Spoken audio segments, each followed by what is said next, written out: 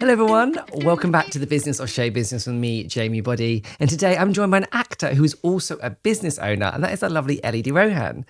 Ellie is a prime example of why quite often the most interesting people don't just do the one thing. So Ellie trained at RADA, she's performed in the West End, she's performed in New York, but alongside building up a career on stage and on screen, she launched Mona with her co-founder. So Mona is a platform designed specifically for actors. It helps connect them to flexible, well-paid work to kind of supplement their performance career or potentially for them to scratch that itch and use their other skills. So in this episode, we are talking about how to launch a business, auditioning, actor's life, and all things the business of show business.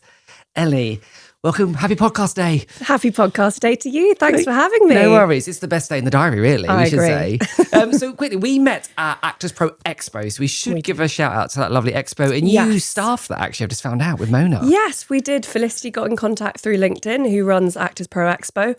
And so we staffed the event and then got a stall. It was our first year and it was really great and lovely to meet you, of course. Yes, of course. So there's so much. Like, your career is amazing. So you trained at RADA, you've done TV shows with Netflix, other things like that.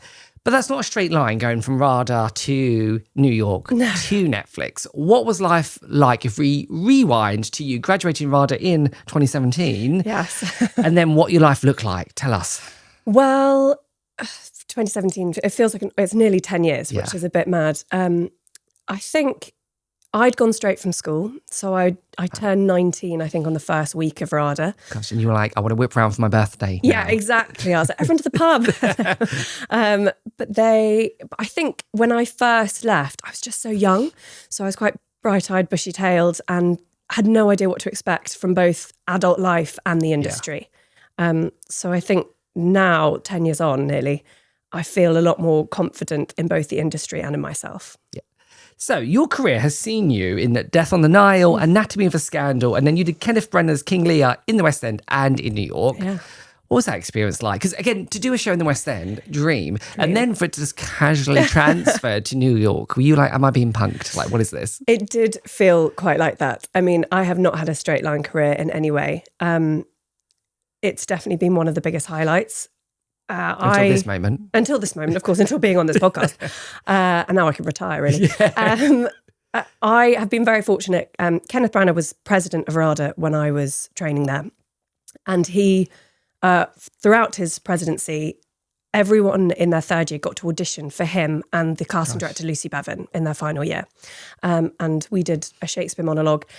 And I was lucky enough to be cast in a sort of weird in-house production of Hamlet with Tom Hiddleston that he directed straight out of drama school. Oh my gosh. So then, of course, after that, I was like, acting is so easy. Why do people say it's hard? Just like be in a really big production. Yeah. And then I didn't work for 9 months.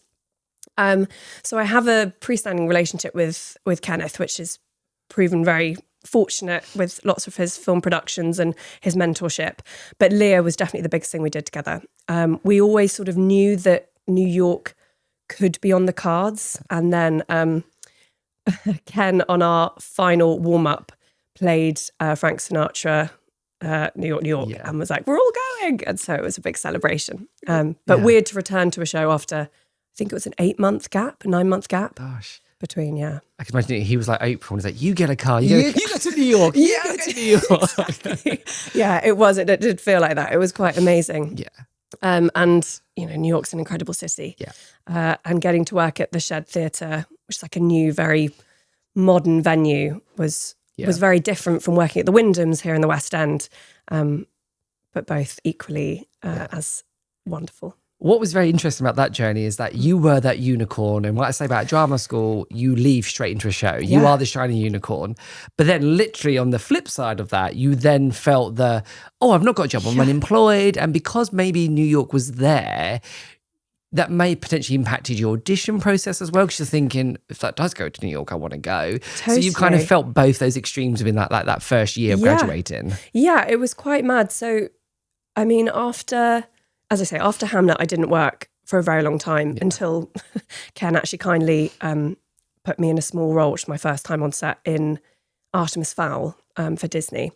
And then many moons later, having that gap between King Lear in the West End and King Lear in New York, it was actually a lot easier for me to do those 9 months out of work because I was used to it. I knew how to side hustle. I knew how to make ends meet. And it no longer felt like a dent on my ego as it had done when I first left drama school, not being in work. It just felt like, this is what us actors do and how we have to get on with things. So let's talk about your experience on set and on stage. Very different experiences. Do you have a preference? I think artistically, theatre will always have my heart, particularly being quite a Shakespeare girly. But I will say I've learnt to enjoy film and telly a lot more. Yeah. And when I haven't done it for a while, I do really miss the collaboration of being on set and actually in a gorgeous way, feeling like a much smaller cog. Yeah. I know that my job on those sets is just the acting and it's someone else's job to make me look good, sound good and all those kinds of things. And it's much more of a sort of a medium for the editor and the director, whereas I can give just my character. Yeah. Whereas I feel like on stage, in a lovely way, it's a whole story that I'm telling and that I'm a part of. Yeah. I love when on stage, like the momentum, you've got to get through that 2 hours. When they're on set, like they can shout cut at any point. And Completely. You're like, oh, it's a whole different tool belt, isn't it, to use as an actor? Massively. I remember one day on set, I was in a film called All Is True and I was giving birth and I had to die in this birth scene. Oh my gosh. And it was meant to be this very dramatic, blood everywhere and screams, and having to start that was quite something, and sort of maintain that headspace. But it's a different kind of art form. You've got to be able to switch into gear when they say action. Whereas I feel like in theatre, you sometimes get the luxury of the narrative to take you there. Yeah. Imaginatively. You mentioned there about side hustling and making ends meet, which we will talk about momentarily. But what was the mental weight of you being in a show, great, and then you're not? How did you first come to terms with that when you first experienced it? Because I think that's maybe we glamorize the industry as we need to be incentivized, but the highs are sometimes equally matched by the lows. So what was that like for you mentally approaching maybe that in-between time or that not knowing period? I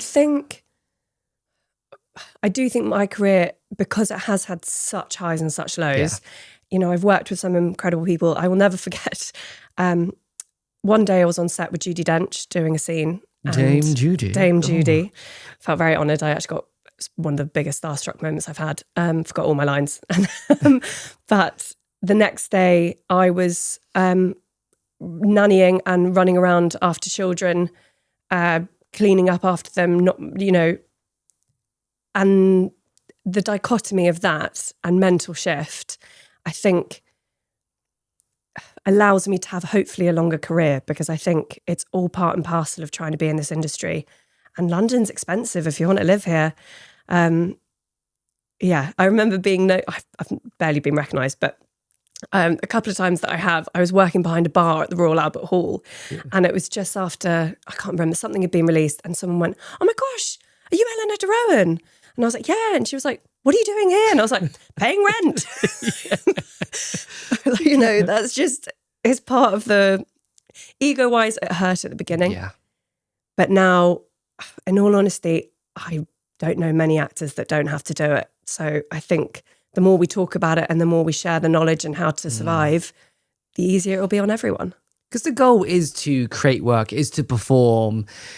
And I think sometimes we don't realise that. We just want that shiny end thing, don't we, of the credit. But actually, it's a career at the end of the day. Yeah. And I think now you could have a more stable job that's not in the creative sector. And there's redundancies all the time. So it's almost like no job is fully safe anymore. Completely. The world is really changing from when we first left. And this idea of having a stable job or a non-stable job is slightly redundant. Yeah. We all are just trying to survive. And I think the benefits of keeping yourself artistically and emotionally content, have to go hand in hand. And if that means struggling and living off savings and beans on toast every night, or if it means working countless hours a day to make yourself feel fulfilled, both are valid. It's whichever one you pick. So the in-between times, every creative has them, whether they're on stage, backstage. For some people, the in-between times will be shorter, some will be bigger. So let's talk about Mona then. When I met you at Actors Pro Expo, again, shout out to Felicity, it was great to hear. I was like, oh my gosh, this is such a needed resource, helping actors find the flexible work that's also well paid and sustains the creative side. Where did that little brainchild from Mona come about? I know you've got some co-founders as well. So where did the idea, or when did the idea sprout, I should say?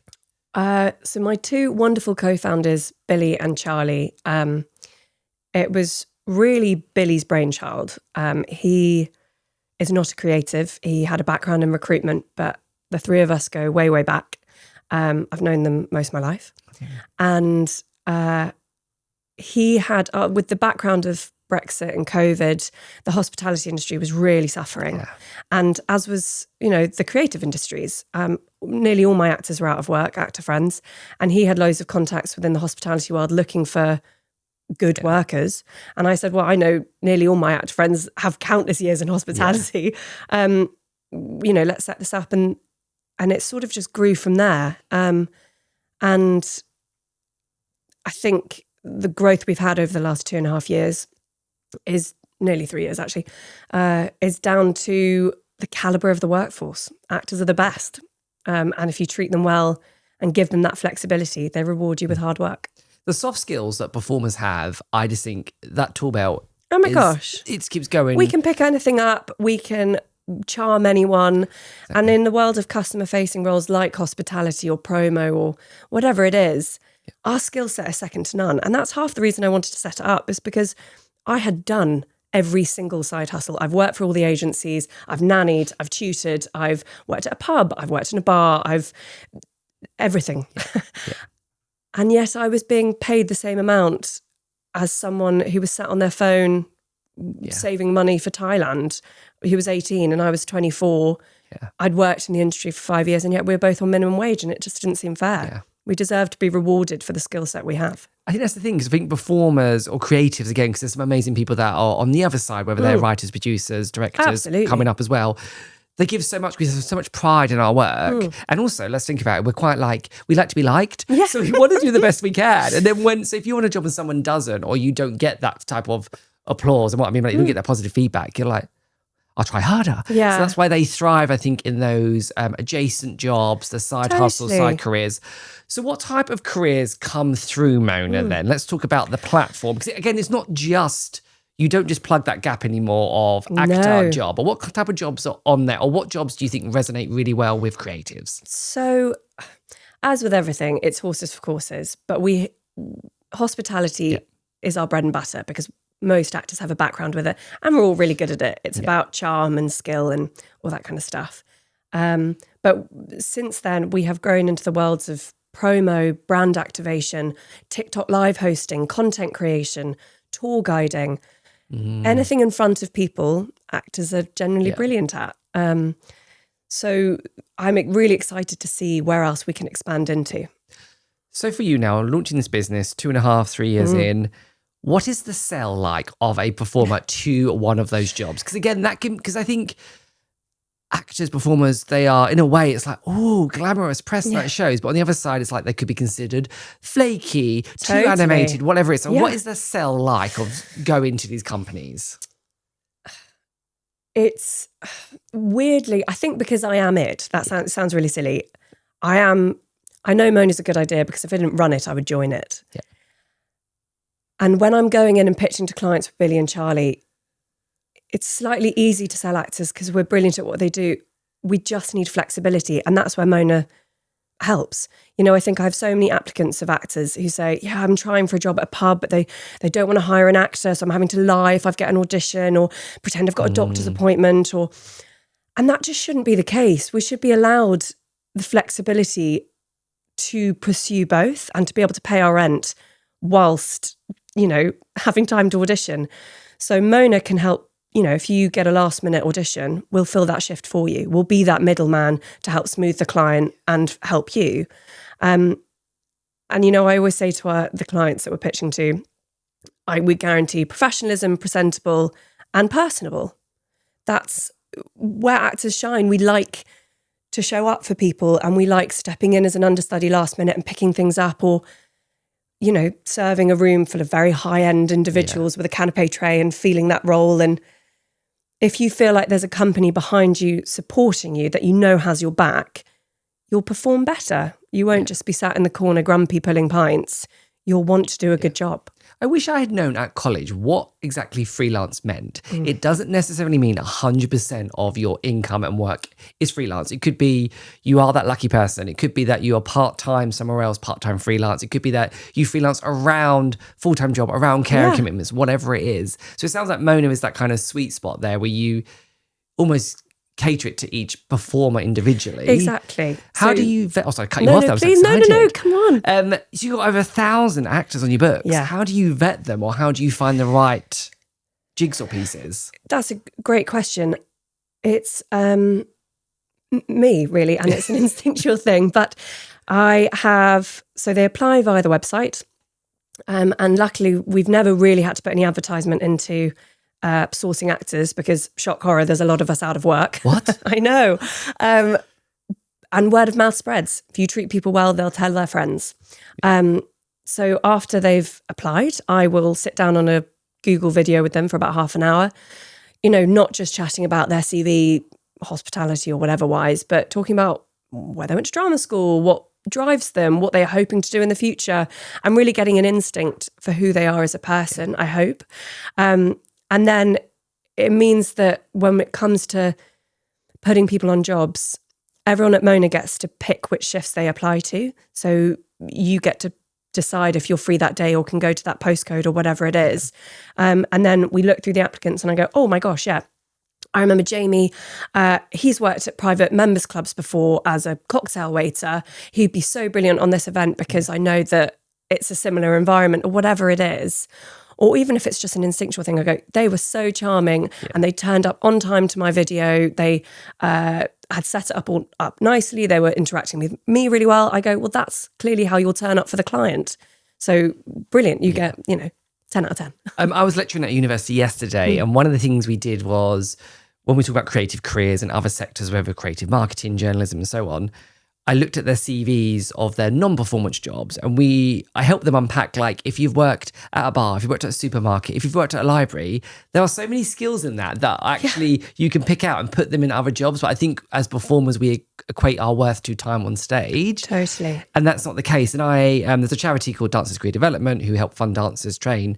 And I've met some amazing people from that who are dancers that have gone on to be like anything from like media owners to tree surgeons to sommeliers. And their skills are so transferable. So I think if that's the only thing you get from this podcast, transferable skills, everyone, you've got them. Yes, it's so true. I've got friends who, I hate to say retraining, they're not retraining, they're just adding more strings to their bow.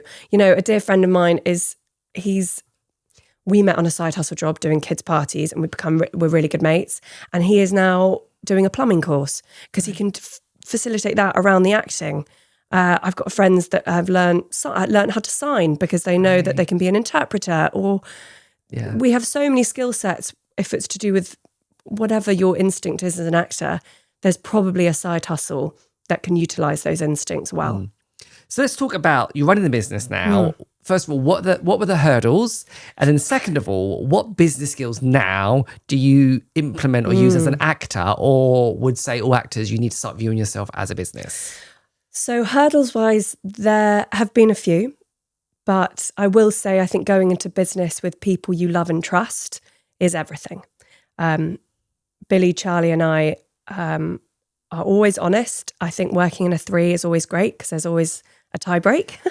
I think having a clear vision is where you can overcome hurdles. And we've had, a couple over the last few years, but communication and a shared goal is how you overcome them. And in terms of what I've put in practice in my own life, I mean, I never ever thought I'd be sat at a laptop ever in my life. I'm quite shifty, and it's amazing that I've sat still for this long, to be honest. I think chained her to the desk. Exactly. She can't leave. But I think having that focus and having a to-do list, I have 3 notes apps on my phone currently. And one will be my Mona to do, one will be my acting to do, and one will be my life to do. And, life to do might be put the washing out. acting to do might be a self-tape that I need to remember to do, or write some letters to people that I'm trying to get in contact with, and then my Mona to-do list. And I think having the business keeps me on target in terms of working hours and things like that. And then also the bit that I think a lot of us actors are quite bad at, the financial side, putting money away for tax and understanding what your cash flow is going to be like. You know, it's so tough that often we aren't paid for a really long time, or you might do a commercial, which is great, you're getting X thousands, but you might not be paid for another 6 months. And so working out how to fill that time until you will get paid, and understanding when you'll get paid and how much you should be setting aside for tax is so important. And I'm not always great at it. You know, I remember a lovely accountant come to chat to us at RADA and being like, 25% of every paycheck goes into thing. I've never done that, which is probably really bad, but I've never done that. What I have done is whenever I've done a big lump or done a film or a TV show, if I get a big lump, whatever is above what I'm normally earning per month, I put away. That's great. And just go hide it from myself. Otherwise I will spend it. Yeah. So I think having the separate bank account that you know is for your tax, that is only for dire straits or emergencies, is really helpful practice. I have visions of you now just stuffing money in pillowcases in the Exactly. freezer around the house. All around the house. Hide it. Hide it, don't let me look. So how do you balance Mona and actor? And that's probably therefore also the blueprint of what actors are facing as well, with their other side careers, side jobs. So how do you balance that? Having two fabulous co-founders that are very understanding. I mean, we launched Mona in the July of 2023, and I started King Lear rehearsals in the September, and was then slightly out for the count, running around putting posters up wherever I could, but not much help hands-on. But Billy and Charlie have always known that acting is my first love, and so are always very accommodating to that. Yeah. So having people that are sympathetic, like having Mona be your middleman for you in the jobs, you know, it can feel like spinning plates. But I think planning ahead is always key. So even if I get a recall for something, I'll just flag it to the boys and be like, hey, there is a small possibility I am out for 2 weeks next month. I'll still have my phone or whatever it is. And ultimately, if I'm filming, I can probably still do Mona around it. There's a lot of time sat in a trailer. Instead of playing Uno. Exactly. Instead of, oh my God, scrolling and like, I used to read quite a lot on set, but like scrolling or reading, I now just take my laptop and I'm able to do a lot of Mona from it.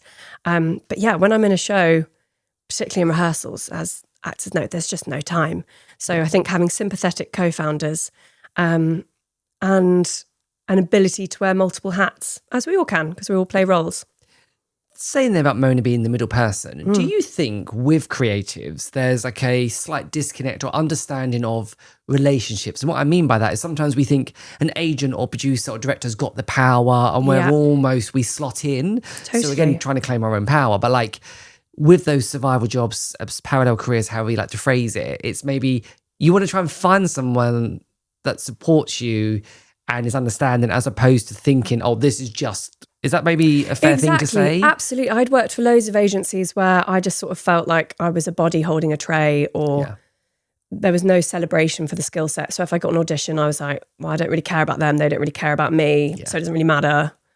Whereas I hope with Mona, the joy is that you're turning up to a shift where you know the rest of them are actors. So you know that there's common ground with everyone. Yeah. You know that there's a company that's built by actors that understands what you're going through, and, you know, pays properly and is understanding about flexibility, and that there is agency within ourselves to make things happen. Yeah. And I think I have wonderful agents who I've been with for a few years, who I really trust and trust their taste, which is, I think, very important. And when there's quiet times like I've been having this year, I've had a very dry 2026, in terms of whatever the state of the world and all those kinds of things, going in to see my agent relatively regularly, you know, once every couple of months, just to check in, and they're seeing how we are. And I said slightly tentatively, is it worth me writing to people, or, not wanting to step on their toes, or being worried that they'd be like, no, that's our job.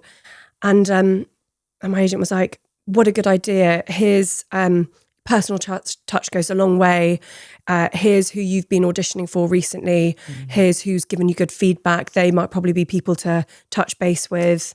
Right. And I think feeling like you're all singing from the same hymn sheet is really important. And so finding a team or agent or an agency that you trust and that feels has your back is everything. And again, people who listen to this podcast will know that I always bang on about with brands, people buying into brands they know, like, and trust. And that's exactly what you've said there.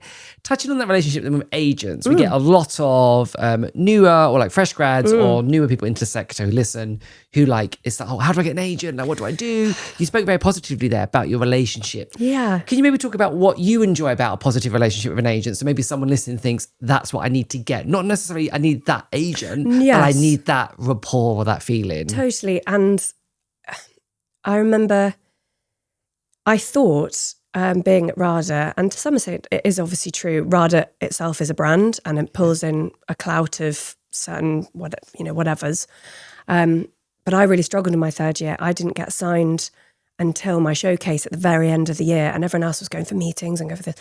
And I had nothing. Yeah. But then in the space of a week, I signed with an agent, and Ken Branagh cast me in Hamlet. And I was like, oh my gosh, this is amazing. Yeah. So it shows how quickly it can turn. That's that.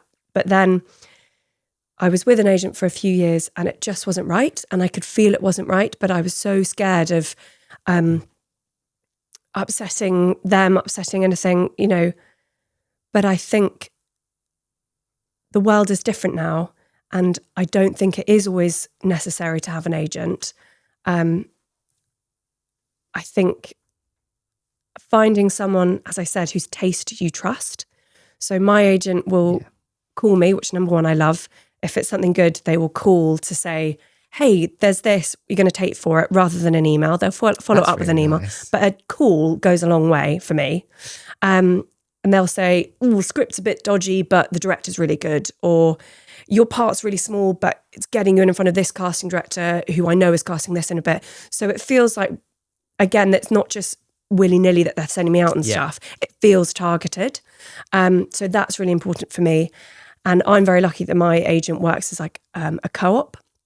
So there's not one particular agent I talk to. I talk to the whole team where I know if Tom calls me, it's probably telly. If Lou calls me, it's probably film. If Megan calls me, it's theatre. Like, they're working as a group. Yeah. And so if someone goes on holiday or on mat leave, it doesn't matter because there's other people that I feel have my back. That doesn't work for everyone. I know a lot of my friends like having that one-on-one personal relationship with their agent. So I think doing your research, and, the big agents are fantastic and get you in a lot of doors. But I have a dear friend who was with a big agent and went to a much smaller agency, and she hasn't stopped working because they are so hungry for her. Yeah. I think it's understanding what that relationship is, and there's a business element to it. So you work collaboratively to get hopefully they get you work, you get the money. Absolutely. But it's hearing what a positive relationship can sound like, I think, will be really interesting to people to be like, oh, okay. And again, it will work for some people, won't for others, but it's this understanding like, okay, this is what. And I think a positive relationship means, for example, as I say, I haven't worked since January, acting wise, and yet I still think highly of my agent. Yeah. Because I think it's easy for actors to think, oh, it's because my agent isn't working hard enough, or it's because X, Y, and Z, when a lot of things are out of everyone's control. And so just keeping that relationship positive and checking in on them and them checking in on you and asking what you can do. Do you need new headshots? Would they like you?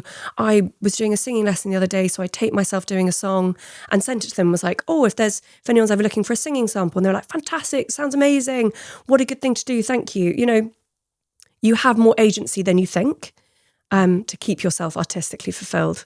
And what I think that's a prime example of then is in those in-between times, although, so at the time we're recording in the beginning of May, you're not married, but you're almost married. So when this comes out, you'll be married. I will. So the downtime's probably giving you some time to focus on the wedding. Love that. It's true. But what's probably been good about Mona then, and this parallel career, side career, again, however you phrase it, it's filled in those gaps financially and also kept you fulfilled. Totally. And that's what a hopefully good side career will do. Talking about that, the industry's changed so much in the increase of social media, AI, vertical dramas, the landscape for actors has changed, but it's also meant your business model has changed because you've now just launched Lisa, which is kind of a bit more of a digital offering and so on. But tell us a bit about that. Yeah, so Lisa, apologies for the terrible pun, Mona, Lisa. No, but you know what? People are going to remember that. Exactly, with branding. Is sort of UCG content creation side of the business. Now, it's not for everyone. Not all actors like that kind of work or want to do that kind of work. But with the growing world and, vertical dramas, as you say, and things like that, having an online presence is important for some work. Not for all work, but for some. And I'm finding a lot of our applicants actor-wise now are really interested in like the TikTok live hosting because their skill set's obviously being utilised as a host and a presenter. Now, there's obviously, it has to be looked at the legislation of when are you advertising a brand, when are you a presenter, or when are you in an advert? And it's an interesting line, and it's not for all actors, For me, my commercials agent, it's just not worth that conversation. However, particularly if you're unrepresented, what a brilliant way to make extra money. It pays really well, and the content stuff you can do from home. I'm terrible at social media, so it wouldn't be for me, but particularly newer grads are really good at it. And so why not utilize that skill set to make some extra money? And I think what I love there is you said about the legislation. God, I can't put my teeth in. It is. And I think because, again, as a presenter now, rewind 5 years ago, you wouldn't work on a brand, or that therefore might be exclusive. You can't work on another brand. It's changed so much. I think what's great is there's so many opportunities, but even for acting and knowing if it's a digital buyout, not a digital buyout, knowing maybe where you sit and if you have got representation, how they can maybe help, or if it does muddy the water. Exactly. It's an ever-evolving thing. And I think it is up to every actor to make that decision for themselves, whether they say yes or no to a job, both acting-wise or presenting-wise or content-wise or online-wise, vertical drama-wise. It's up for the individual to make that career choice. And as I always say to everyone with all our Actors Mona members, the choice is yours. We have this sort of plate of offerings, and you get to pick what suits you best, both time-wise, product-wise, location-wise. The power's with you. Let's quickly debuff the stigma of the in-between and that work. And then also maybe dispel the myth of like you have to star for your art. They kind of go hand in hand, don't they? And it's like, I always say this, it's so toxic of the industry because you have to be working but also available, and you can't do everything. So what about that myth? Should we scrap that now? I hate it. I think it's such nonsense. I have worked many jobs that I was assured that were my big break, and that, say goodbye to the life of waitressing. You're going to be on stage forever. No, 3 weeks later, there I am, serving burgers or whatever it is. Like, it's just not true. And so I think the quicker we destigmatize the side hustle jobs, the easier it is for everyone to just survive. Also, sounds really silly. I think there's something quite romantic and sort of old-fashioned about the actor that's pulling the pints and making ends meet. And ultimately, you have to be out in the world to make connections and for creativity. And we've had people that have met on Mona shifts that have then gone on to make a show together and take it to the Fringe. Amazing. Or, there's always opportunity. There's something in everything you do. And every job does come out of a conversation. So whether that's the traditional route of an agent to producer, agent to you. But as you said, being in those spaces with other creatives, having that life experience. Also, I've been at events when I've been hired as a host for that one brand, but then I'll get chatting to someone and they're like, oh, we need someone for this. Or we need, and then people only see what you show them. So I get the fact you're meeting more people will hopefully create more positive opportunities. Exactly. Before we quickly wrap up our quickfire questions, for any graduates that are listening, what advice would you give to them upon graduating? Join Mona. I think join Mona for two reasons. I like to separate, but not just Mona. Take care of your muggle self and your magic self. Your muggle self being paying the rent and finding a way to do that regardless of acting going well or not. And then take care of your magic self, your creative self. Read, go to theatre, go to workshops. I think that we have a weird stigmatism in this country around training after you've trained. Whereas in the States, it's so common to keep going to classes and to keep building those skill sets. That it's a muscle. And if you don't train it, it will get weaker. So, which is why Mona also has the community element where we run workshops, Q&As, networking nights. We're about to partner up with a major theatre and have one day a month where we do all our stuff in-house with them. Amazing. And have all our workshops and then a bit of a social in the evening so that you just chat to more people and meet other creatives. Take care of your muggle self, financially, save for tax, and your magic self. Keep training and keep curious. That's so different about the lens of American performers, because I was very lucky early on in my career to do a tour of America in a show, and I worked at like Disney and all that as well. And a lot of the Americans, when they booked a job, they'd be like, great, I can now afford to take class here. Totally. I can get new headshots. Well, I think typically in the UK, we pay for singing lesson to get the job and then we don't do anything more. And it's actually like, no, you have to keep being relevant, keep being present, keep training and pushing yourself, or you get left behind. Because we do so many workshops each month, there was a Shakespeare workshop that we ran with a wonderful director last month, and I was really nervous and I was like, I'm not going to go, it's not for me, it's for the members, I won't go. And then I thought, Ellie, who do you think you are? Get over yourself. You miss acting, get in that room and make yourself vulnerable. We're all creators, we're all performers, we're all here to learn. And I'm so glad I did, because as soon as you release the idea of the fear of entering a new space, that's where the magic happens. Like, that's where the growth is and your connection to the art increases. And as you say, you never know who you'll meet. Yeah, and it's like what you want is just on the other side of your comfort zone. Otherwise, you'd already have it. So we're going to end with our quick fire questions, which is called Light Questions Action. Ooh. So nothing too deep, just shiny top end. So my first question, what has been your favourite job to date? This is not quick from me. I apologise. My favourite job to date. Oh, can I have two? I'm so sorry. King Lear, awesome. But then a travelling production of Much Ado About Nothing just after COVID, where it was pay what you can in pub gardens. Great fun. That. Both ends of the spectrum. Yeah, Half Cut Theatre. Shout out. Your most unusual industry story. So it could be a crazy casting. It could be that a light fell out or a cat fell off the roof in a show. What is it? I've had a few. I fell off the stage in New York, which was hilarious, and the audience, number one, gasped and then laughed, and it was during the storm scene, so it wasn't meant to be that funny. But I don't know how no one else on the stage noticed.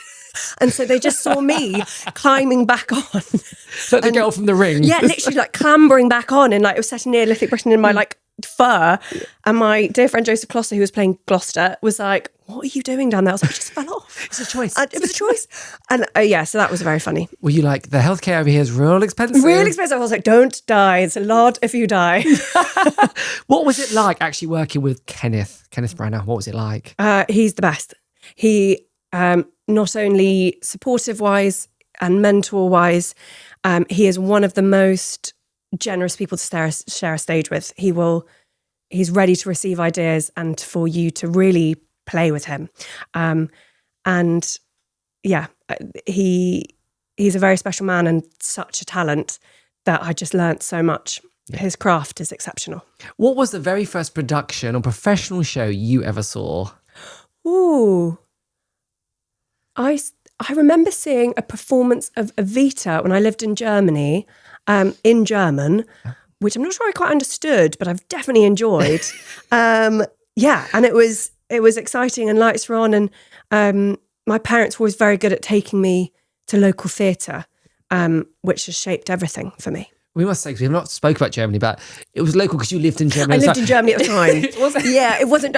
We didn't just nip there. You're like, you know what you'll love? You'll love German this Vita. local production of German Vita. All you understood was this. Yeah, exactly. That was it. That was it. Wunderbar. She was on a balcony and she did this. That's all I got. A performer comes into them, they kick the door open, they come into Mona and they're like, I'm too good for shift work. What do you say to them? I say, well, lucky you if you don't need us. That's like, well done. Congrats. I would say there's a lot more to Mona than just the shifts. Come and join the community. Come and join, be a member. Find fellow actors that you align with. If Mona was a TV show, what genre and who would play you and your two co-founders? Oh my gosh, that's so good. I would say a black comedy. It would probably be a comedy because we always have quite a giggle. I would love to be played by I think Florence Pugh's amazing. Yeah. So I'd like to be played by Florence Pugh. That's probably quite big-headed. Or myself. Maybe I can play myself. It's very meta. Exactly, very meta. It's you playing Florence, playing a you. job. Yeah. And Billy and Charlie, they're both such cheeky chappies. It would have to be someone quite tall for Charlie and someone very cheeky for Billy. What's been the best advice you've ever received? Or the best advice you didn't take? Whatever one you want to do, whatever lens you want to look through. I took these two pieces of advice. One that I learned at RADA, which is an acting piece of advice, but I use in life, from a man called Jeremy Stockwell, who said, breathe, receive, know where your feet are. And that has just got me through. And every time I'm, West End debut, whatever it is, I just stand, breathe, receive, be open, know where my feet are.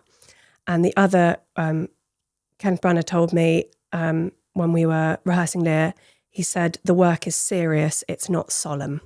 Ooh, which I really enjoyed. It doesn't have to be this sort of magnificent thing. You could take, it is work and we treat it with respect, but you can still have a giggle and it's not, life or death. We're not curing cancer.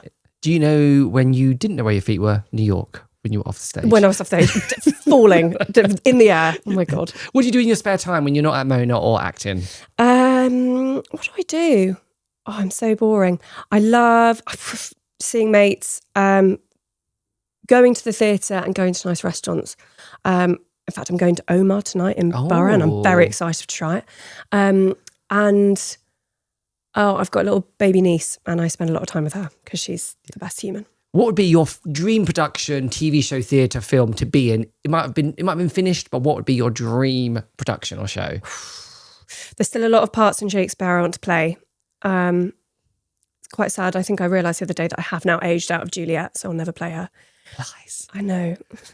There's been so many good ones. I would have loved to be. I don't want to say that one because it might come back and then I can. Oh my gosh. I don't know. No, there's still a lot of Shakespeare, and I'd like to do comedy. I'd like to do a comedy thing now. Yeah. And you've just been on a podcast, so do you like to leave podcast-sized voice notes or a text? I think voice notes are great to do, terrible to receive. So it depends who I'm doing it to. If anything, I think a text is better. It's clearer and you can come back to it. You know what I think might work is if you voice note the role of Juliet to Kenneth. I think that's it. Just after this, that could work. Ken, I've had an idea. Yeah. I know you're playing Prospero at the RSC at the moment, but hold on. Let me just do a bit of Juliet for you. Strap yourself in. Let's go. So quickly, where can they find Mona online? Yes. Where is it? It is online. Apply via the website monacareers.co.uk or just give us a type into Google. We're on Instagram as well, Mona Careers and Lisa. And Lisa. Lisa's also on there as well. Yeah.